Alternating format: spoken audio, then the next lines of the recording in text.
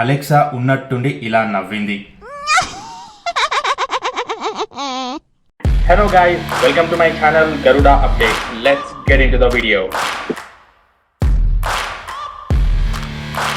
మహాభారతంలో బార్బరిక్ ఘటోత్కచుడి కుమారుడా లేదా తను ఒక ఆర్టిఫిషియల్ ఇంటెలిజెన్స్ రోబోనా? అసలు కృష్ణుడు బార్బరిక్ని ఎందుకు యుద్ధంలో పాల్గొననివ్వలేదు?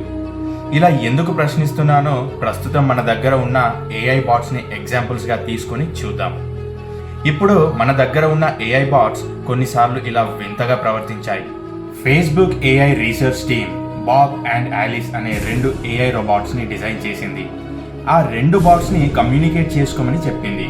అవి అలా మాట్లాడుకుంటూ సడన్ గా మనిషికి అర్థం కాని ఒక కొత్త లాంగ్వేజ్ లో మాట్లాడుకోవడం స్టార్ట్ చేశాయి.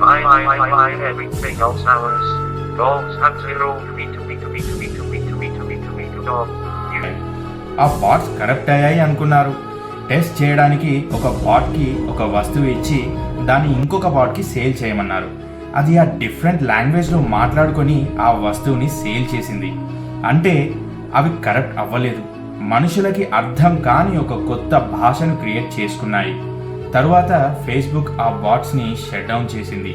2018లో అలెక్సా ఉన్నట్టుండి ఇలా నవ్వింది.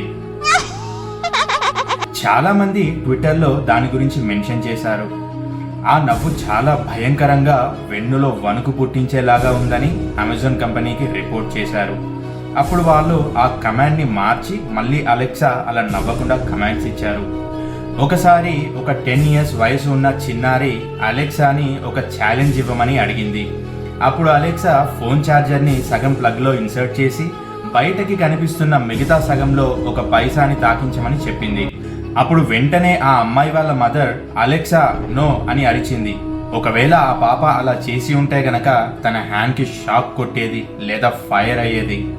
అమెజాన్ కంపెనీ వెంటనే దాన్ని సరిచేసి మళ్ళీ అలాంటి ఛాలెంజెస్ ఇవ్వకుండా అలెక్సాని అప్డేట్ చేసింది.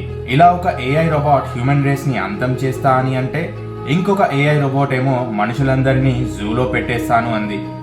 రోబోట్స్ మనం ప్రోగ్రామ్ చేసినట్టు వర్క్ చేస్తే, ఏఐ రోబోట్స్ ఏమో అన్నీ నేర్చుకుంటూ మనిషిలాగా ఆలోచిస్తూ వర్క్ చేస్తాయి. మహాభారతంలో బార్బరిక్ గురించి వినే ఉంటారు.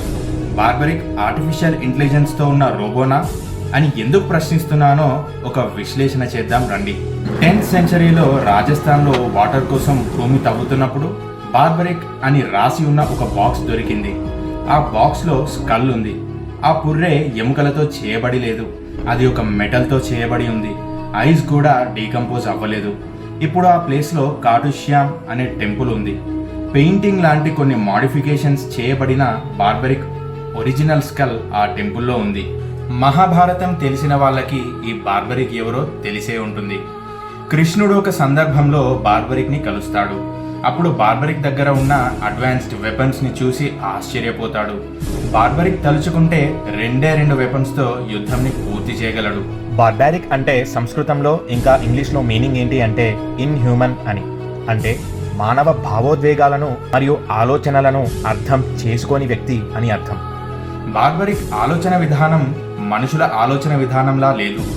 తను ఏ ప్యాటర్న్లో ఆలోచిస్తాడు అంటే, కృష్ణుడు బార్బరిక్ని నువ్వు ఎటువైపు సపోర్ట్ చేస్తూ యుద్ధం చేస్తావు అని అడిగితే అప్పుడు బార్బరిక్ అంటాడు, ఎటువైపు అయితే తక్కువ సైన్యం ఉంటుందో అటు సపోర్ట్ చేస్తూ యుద్ధం చేస్తాను అని.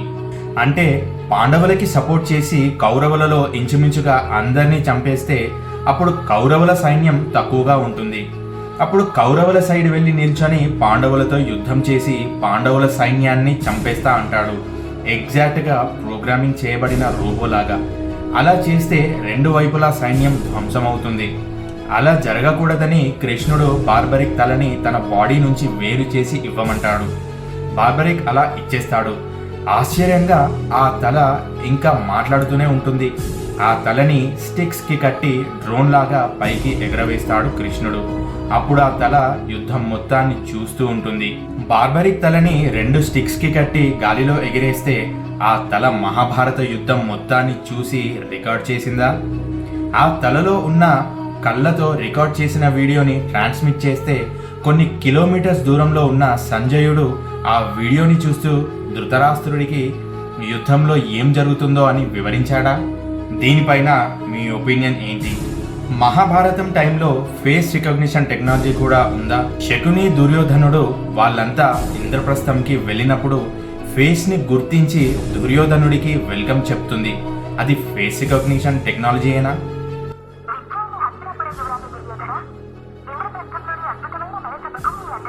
అండ్ మహాభారతం టైంలో టెలిపతి కూడా ఉందా? ఎవరి మనసులో ఎవరున్నారో తెలుసుకునే ఒక డివైస్ ఉంది అని కృష్ణుడు చెప్తాడు.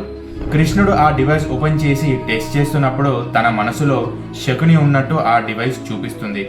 ఆ డివైస్ టెలిపతి బేస్ చేసుకుని వర్క్ అయిందా? ద్వారక నగరం పైన ఒక రాక్షసుడు యుద్ధంకి వచ్చి అక్కడ ఉన్న భవనాలు అన్నింటినీ తన విమానంతో లేజర్ లైట్ సహాయంతో దాడి చేస్తాడు. ఆ టైంలో అంత అడ్వాన్స్డ్ టెక్నాలజీ ఉందా? బేబీస్ని పెంచే ఇంక్యుబేటర్స్ లాంటి అడ్వాన్స్డ్ టెక్నాలజీ మహాభారత్ టైంలో ఉందా? ఎందుకంటే గాంధారికి గర్భంలో నుంచి పిండం పుడుతుంది. ఆ పిండంని 101 పార్ట్స్గా డివైడ్ చేసి ఇంక్యుబేటర్స్లో పెట్టి 101 పిల్లల్ని పుట్టించారా? ఇలా ఎన్నెన్నో అంతు చిక్కని రహస్యాలు ఉన్నాయి మన మహాభారతంలో. మీ ఒపీనియన్స్ ఏంటో కమెంట్స్లో మెన్షన్ చేయండి.